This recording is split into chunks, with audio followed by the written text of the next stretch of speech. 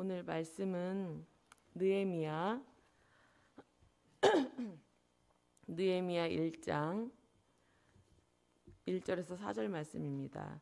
726페이지 727페이지 구약성경 그 정도 될 것 같습니다. 726페이지 느헤미야 1장 1절에서 4절까지의 말씀 함께 읽겠습니다. 하가랴의 아들 느헤미야의 말이라.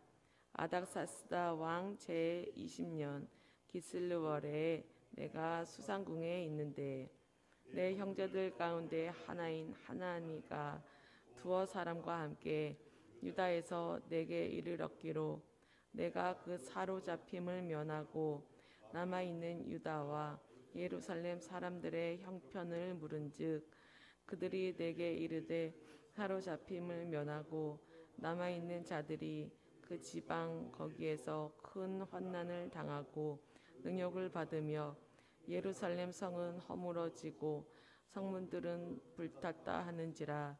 내가 이 말을 듣고 앉아서 울고 수일 동안 슬퍼하며 하늘의 하나님 앞에 금식하며 기도하여.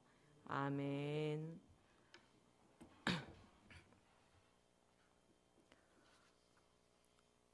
룻기 말씀이 끝나고 또 어디를 정할까 고민을 했습니다. 저는 청년 때 이 느헤미야 말씀을 읽고 비전을 품었었습니다. 그래서 이 말씀을 좀 더 깊게 좀 살펴보고 싶은 마음이 들었어요. 느헤미야는 선지자가 아니었습니다. 그냥 평신도였음에도 불구하고 나라와 민족을 위해 쓰임을 받았던 사람이고 기도의 사람이었습니다. 기도하며 하나님 뜻대로 움직였던 그런 사람이었습니다. 그리고 무엇보다 저는 청년 때 왜 마음에 들었었냐면 이 느헤미야가 술관원이었다라는 그 사실, 거기에 이제 너무 끌렸죠. 술관원이었다. 오늘날로 말하면 비서실장과 같은 역할이죠. 대통령의 신임을 받으면서 대통령이 일을 잘할 수 있도록 챙기고 옆에서 충원도 해주면서 이 나라를 잘 다스릴 수 있도록 바로 옆에서 이렇게 돕는 역할을 하고 싶다는 그런 마음이 확 들었던 거예요, 저한테. 이때 나라와 민족을 위해 기도하라는 마음을 주셨을 때라서 그게 더 이렇게 접목이 됐던 것 같아요. 정말 노량진에 갈 뻔했습니다. 행정고시를 준비해야 되나 막 그러고 지금 와서 생각해 보면 웃긴 일이기도 한데 아주 잘못 생각한 건 아닌 것이 우리 담임 목사님의 술관원이 되면 되겠다라는 생각이 또 드는 거예요. 한 교회가요, 눈에 보이지 않는 무너진 성벽을 재건해서 악한 영이 틈을 못하게 만들고 또 성도들이 믿음으로 잘 세워져서 모두 천국 백성이 되는 교회가 되면 이 한 교회가 이 지역사회에 선한 영향력을 미칠 것 아니겠습니까? 그러면 지역사회가 변화가 되겠죠. 그리고 더 나아가면 한국교회가, 그리고 더 나아가면 한국 땅이 변화가 될 것이고 더 나아가면 세계 많은 사람들이 주를 보게 될 것이기 때문입니다. 한 교회가 하나님 뜻에 맞게 설 수 있도록 옆에서 돕고 기도하는 것이 나라와 민족을 위해 쓰임받는 일이라는 생각이 들었습니다. 오늘부터 전해질 느헤미야 말씀을 듣고 우리 성도님들도 느헤미야와 같이 헌신하는 기도의 사람으로 주님의 역사를 써가는 사람으로 쓰임 받으시기를 소망합니다. 느헤미야는 일의 시작도 마지막도 기도였어요. 일이 잘 될 때나 안 될 때나 언제든 기도였습니다. 느헤미야 한 사람이 기도의 사람이 되었을 때 52일 만에 예루살렘 성벽이 재건되는 그런 놀라운 하나님의 역사가 일어났습니다. 느헤미야는 그 뜻이 하나님은 나의 위로자, 뜻이 좋죠. 하나님은 나의 위로자라는 뜻을 갖고 있습니다. 느헤미야는 이름처럼 하나님을 위로자로 삼고 또 하나님의 위로를 그 시대에 보여주는 그런 위로자가 되었습니다. 느헤미야는 바벨론 포로로 잡혀간 이후에 그 포로 기간 중에 태어난 사람이에요. 페르시아의 고레스 왕은 바벨론의 포로였던 유대인에게 해방을 선언합니다. 고향으로 돌아가게 해요. 너무 고마운 왕이죠, 이스라엘에게는. 그래서 1차, 2차로 나누어져서 귀환이 이루어지는데 느헤미야는 1차 때도 안 돌아갔고 2차 때도 돌아가지 못했어요. 왜 돌아가지 못했을까?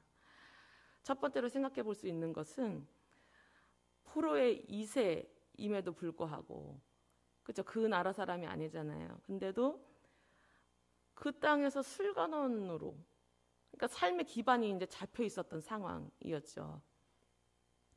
그 당시 지금 우리 조선 시대에도 그랬지만 왕들은 독살당할 위험이 많았습니다. 그래서 언제나 그 왕의 상에 차려진 음식의 간을 미리 보는 그 역할을 술관원이 했어요.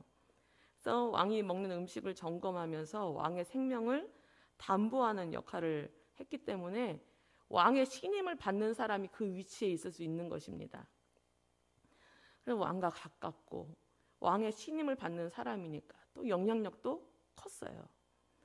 그래서 굳이 갈 필요성을 못 느꼈겠다, 이런 생각을 하고요. 두 번째로 생각해 볼 수 있는 것은 하나님의 역사는 남은 자들을 통해 이루어진다라는 것. 남은 자들을 통해 이루어진다. 그 위치에서만이 할 수 있는 일이 있다는 거죠. 술관으로서, 왕과 같이 있음으로써. 요셉을 애굽의 총리로, 그렇죠? 바벨론 다니엘이라는 사람을, 다니엘을 바벨론의 총리로 세우시고 남겨두셨던 것처럼 느헤미야를 페르시아의 수상궁에 왕의 술관원으로 남겨두신 것은 분명히 하나님의 계획이 있고 목적이 있었음을 짐작하게 해줍니다. 1절에 아닥사스다 왕이 나오는데요. 아닥사스다 왕은 아하수에로 왕의 아들이에요. 아하수에로 많이 들어보지 않으셨어요? 익숙한 이름 아니에요? 아하수에로의 아내가 누굴까요? 에스더입니다. 에스더 때 아하수에로 왕이었어요. 그래서 아마 이 아닥사스다 왕이 이 유대인을 좀 알지 않았을까, 이런 생각도 듭니다. 2절에 내 형제들 가운데, 이 형제들은 진짜 친형제예요. 친형제 가운데 하나인 하나니라는 형제가 두어 사람과 함께 유다에서 내게 이르렀다, 이렇게 말씀합니다. 하나니는 이미 귀환을 했던 거예요. 이제 돌아가라 했을 때 고향으로 돌아갔던 사람이에요. 근데 그 유다에서 다시 느헤미야를 찾아온 것입니다. 느헤미야는 고향 소식이 궁금했어요. 포로를 면하고 남아있는 유다와 예루살렘 사람들의 형편에 대해서 질문을 합니다. 그런데 이게 그냥 그럴 수 있다 그래 넘어갈 수 있잖아요. 그런데 느헤미야는요, 이스라엘에서 태어난 사람이 아니에요. 아까도 말씀드렸듯이 그 포로 기간 중에 태어난 사람이에요. 그 이스라엘 그 땅을 가보지도 않은 사람이란 말이에요. 그냥 페르시아 땅에서 나서 그냥 길러진 사람. 그래서 성전 경험도 없어요. 성전이라는 게 어떻게 생겼나 몰라요. 그 일대가 아니죠. 일대가 아닌 거죠. 이대죠. 포로로 잡혀서 태어난 것이니까 그냥 페르시아 사람. 그렇죠? 우리 미국에서 태어나고 그냥 미국 사람 그냥 그런 것처럼 피는 한국 사람일지 몰라도 그냥 미국 사람이다 하는 것처럼 그냥 그런 상태인 거죠. 이방 문화도 많이 접했을 것입니다. 느헤미야가 이스라엘 땅에 관심이 없는 것이 정상이에요, 사실은. 어떻게 보면요. 그런데 관심이 있는 거예요. 그래서 먼저 질문을 하는 거예요. 하나님가 먼저 말을 한 게 아니고 질문을 했어요. 왜 궁금할까요? 어떻게 관심이 있을까요? 이스라엘 땅에. 이것은 아마도 그 부모님의 역할이 컸을 것 같아요. 어려서부터 하나님에 대해서 많이 이야기를 해준 것입니다. 사실 하나님의 말씀을 듣지 않아서 바벨론의 포로로 끌려온 거예요. 맞죠? 맞죠? 하나님의 말씀을 듣지 않아서 포로로 끌려왔어요. 그래서 포로 생활을 하면서 자녀들에게는 더 하나님에 대해서 말을 해주는 거예요. 더 하나님 말씀을 가르치고 그 말씀대로 살아야 한다는 것을 강조해서 말해주는 거예요. 더. 하나님이 어떤 분인지, 하나님이 우리에게 어떤 일을 행하셨는지, 하나님이 우리에게 어떤 약속을 하셨는지, 왜 이런 일을 주셨는지 다 이야기해주고 계속해서 들려주었다라는 거예요. 이스라엘은요, 하나님 말씀을 어렸을 때부터 가르치고 그 다음에 전통, 절기교육, 안식일에는, 6월절에는, 77절에는 이런 절기교육, 그 다음에 세 번째로 역사를 가르친다고 해요. 그래서 느헤미야는 마치 그 모세가 애굽의 왕자로 키워졌지만 엄마가 들려줬던 하나님 이야기, 이스라엘 이야기로 자신이 그 하나님의 백성이라는 것을 알았던 것처럼 이 느헤미야도 타국 땅에서 태어나서 안락한 삶을 지금 누리고 있지만 이스라엘 백성임을 잊지 않았고 이스라엘 백성은 곧 하나님의 백성인 것을 마음에 새기고 있었다라는 것입니다. 3절에서 환난을 당하고 능력을 받고 예루살렘 성은 허물어지고 성문은 불탔다라는 소식을 듣게 됩니다. 또 4절에 느헤미야는 사실 관심을 안 가져도 상관없는데도 불구하고 이 소식을 듣고 앉아서 울며 금식하며 기도했다고 나와요. 그리고 5절부터 11절까지의 기도 내용 이제 다음 주에 할 건데요. 마치 정말 예루살렘에서 태어나고 자란 사람 같은 그런 기도를 하고 있어요. 율법을 배우지도 않았어요.